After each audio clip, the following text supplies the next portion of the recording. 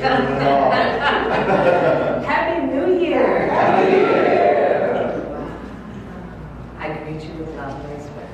That's all. You know what? You're still here. Did again. You went to sleep on the 31st and you woke up. I've just been teasing people about that. For those who actually really believe that thought or some sense of prediction that the world was coming to an end. A particular way of living was coming to an end, yes. But the whole thing, no. And you're going to be part of that new way of living on the planet and that new energy that's vibrating and reverberating through everything that it is. I want to talk about how to do that, about breaking through to new, the new you, the new way of being. Because the thing about the new year is everyone wants a new life.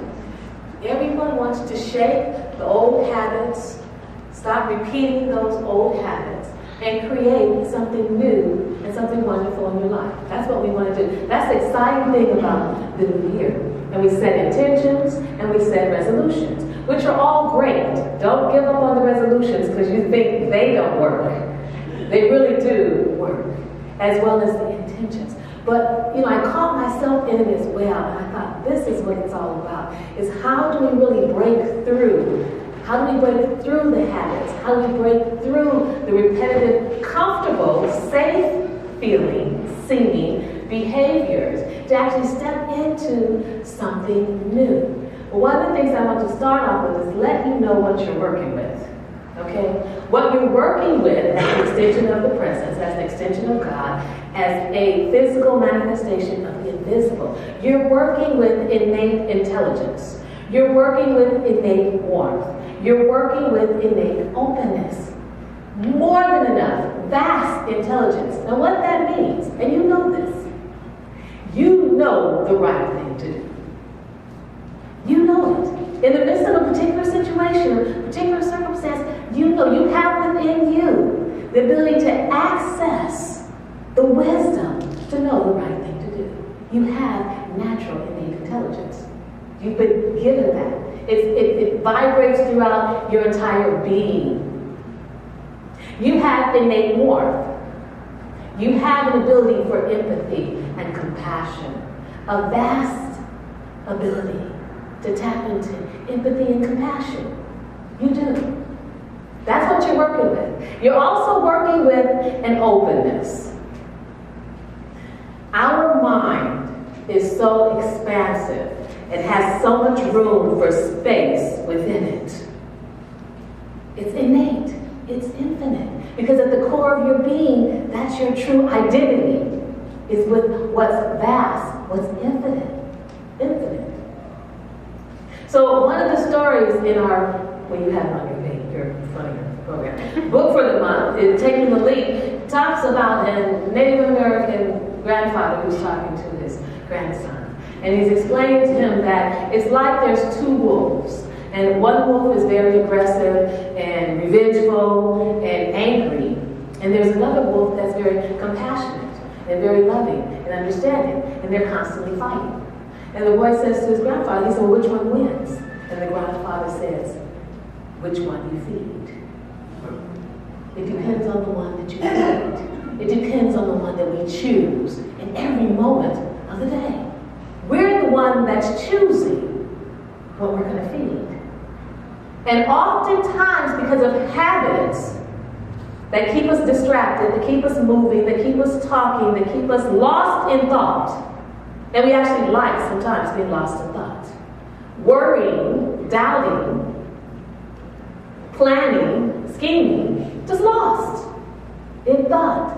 We ultimately, consciously or unconsciously, end up feeding the anger, the revenge, this wolf, which in another way of looking at it, I just heard that in meditation, is like our small ego self in the larger aspect of us. So we get caught up in this unconsciously and sometimes even consciously. Let me tell you how it works consciously, though. It's really interesting. And we've been there, and we've known this. There may be a certain word that someone says, a certain tone that they use when they speak with us, a certain statement that they say. And you know what happens, right? The hairs come back. It moves through you, and it's just energy.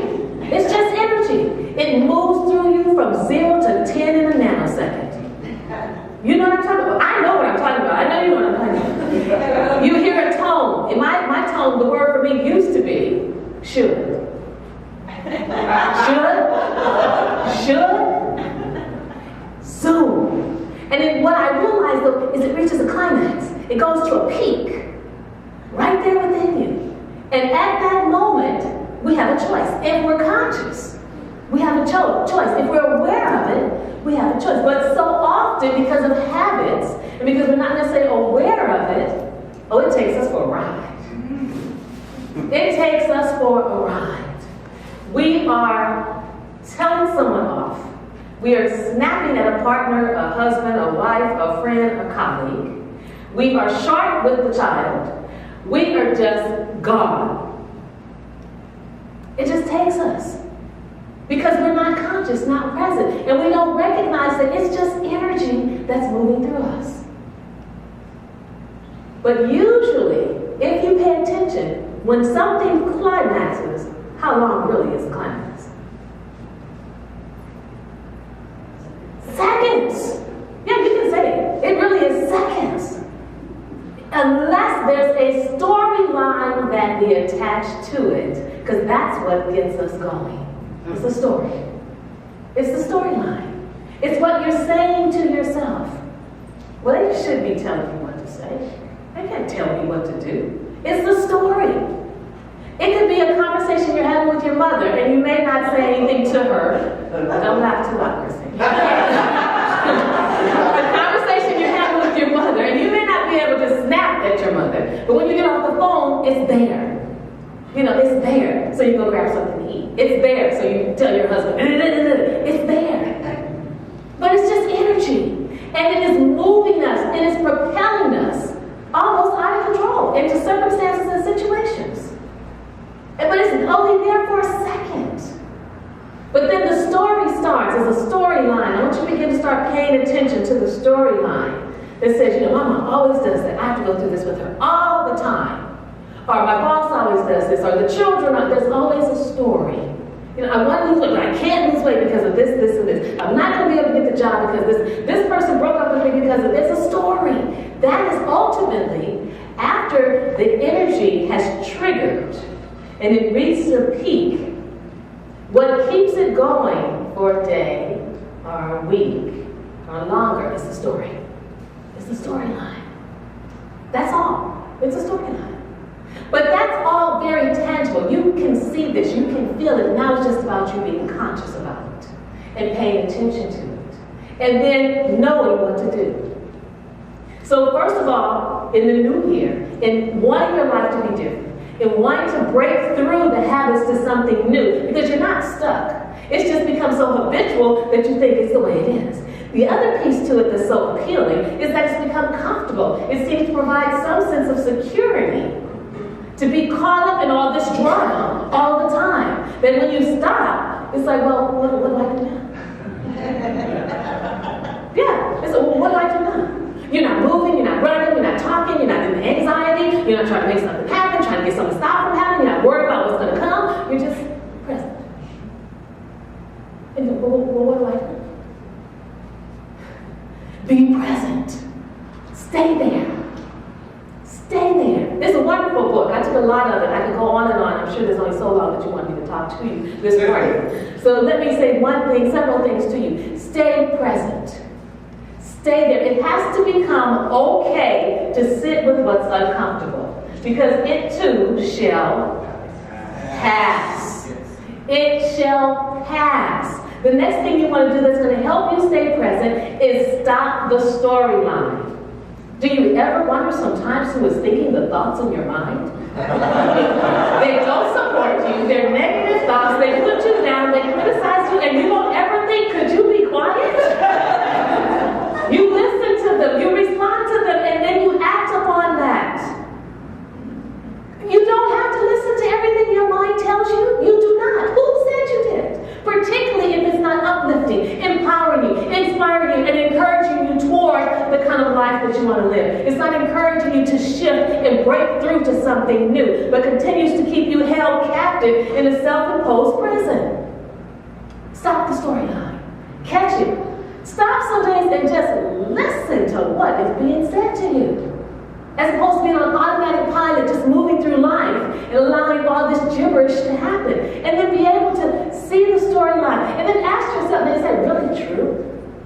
Is it really true? Because I've already told you who and what you are. You have innate intelligence, innate warmth, and openness. So you know the right thing to do. You've been divinely given the answers, the wisdom, the love, the compassion, the empathy, everything that is necessary to be here. That's who you really are. That's your identity. What triggers that hair up our neck and that is that we've identified with that smaller aspect of ourselves.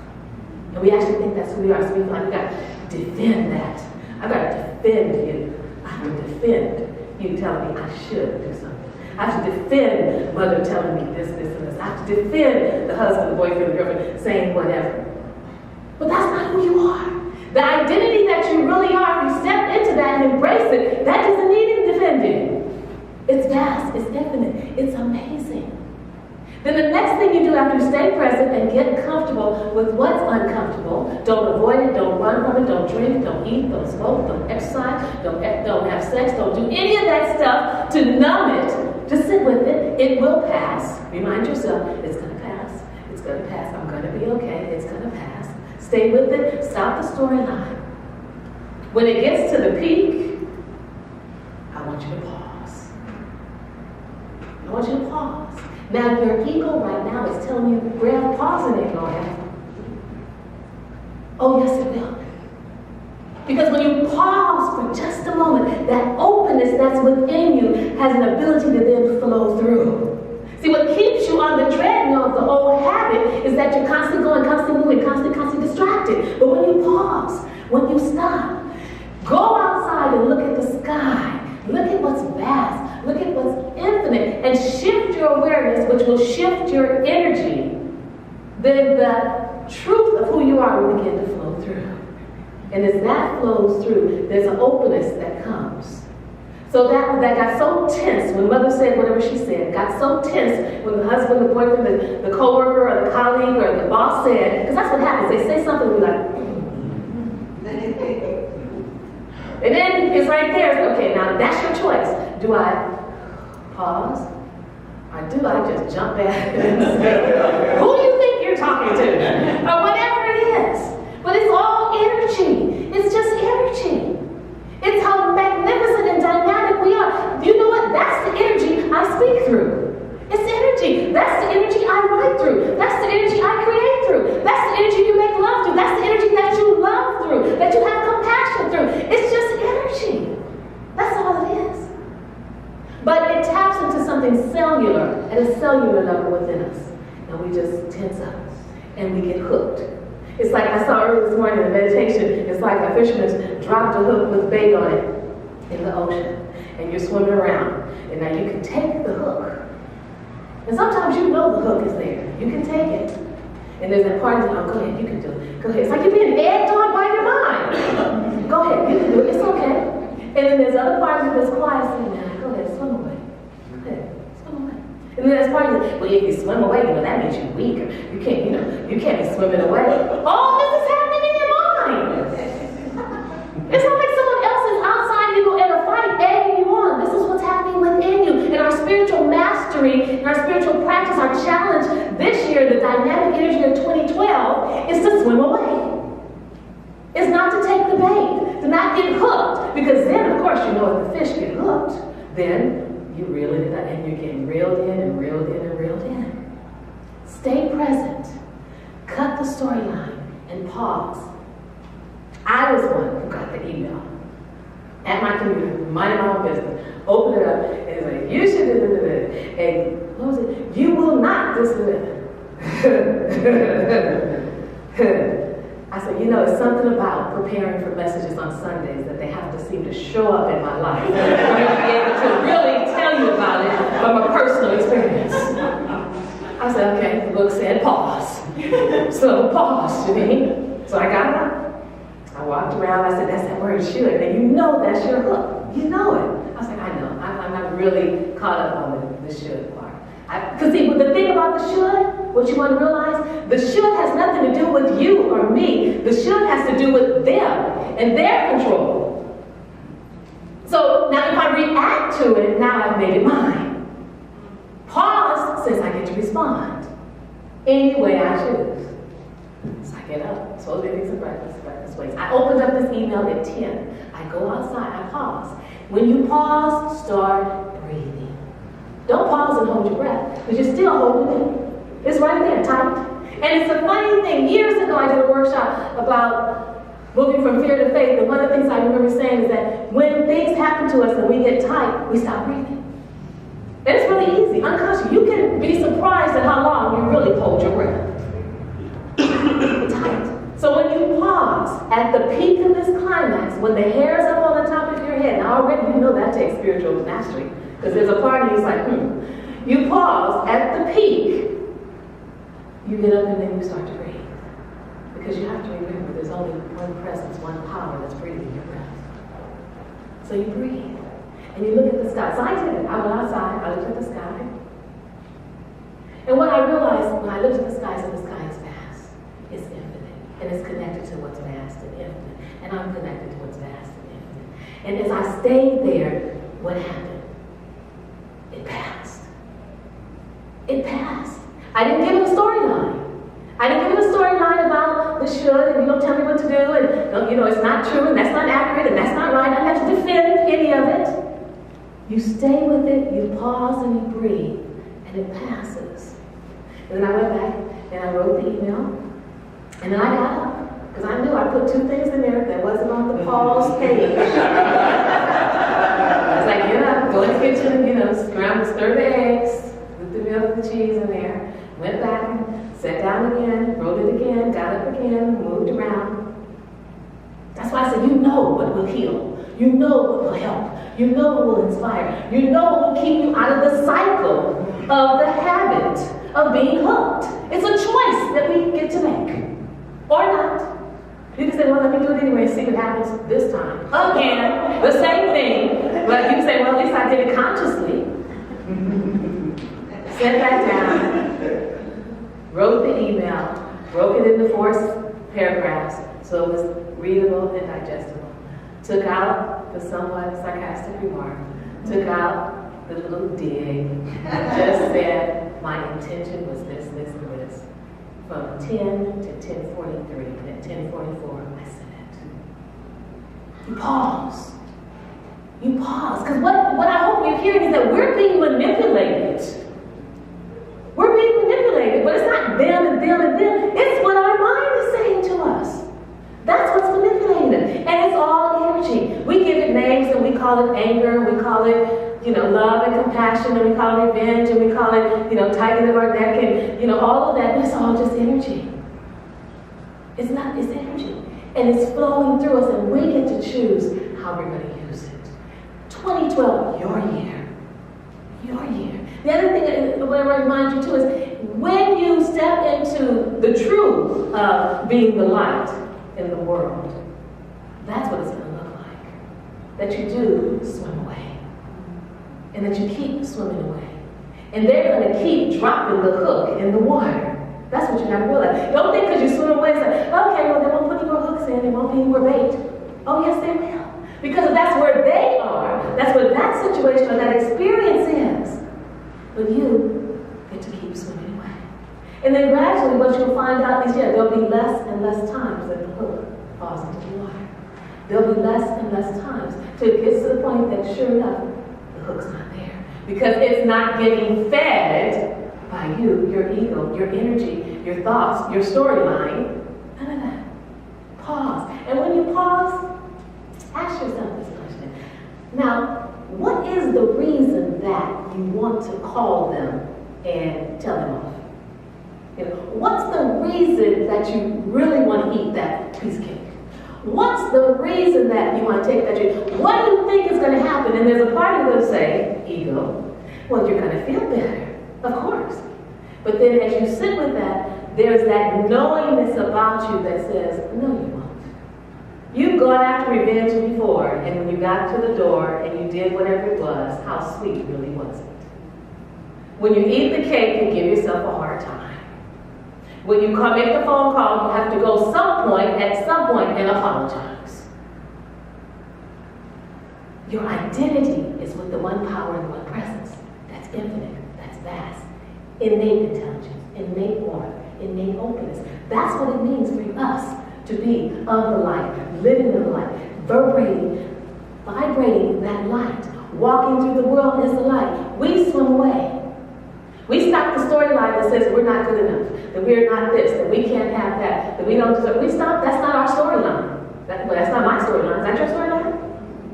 Oh, is that your storyline? No. That is not your storyline. When you know who you are and what your identity is, there's nothing you can't have, do, or be. You know that. You heard that at some point by someone somewhere. So you stop that storyline. Oh, well, I'm not going to find my love. Yes, you are. I'm not going to have my house. Yes, you are. I'm not going to have my money. Yes, you are. I'm not going to lose weight. Yes, you are. When you make the choice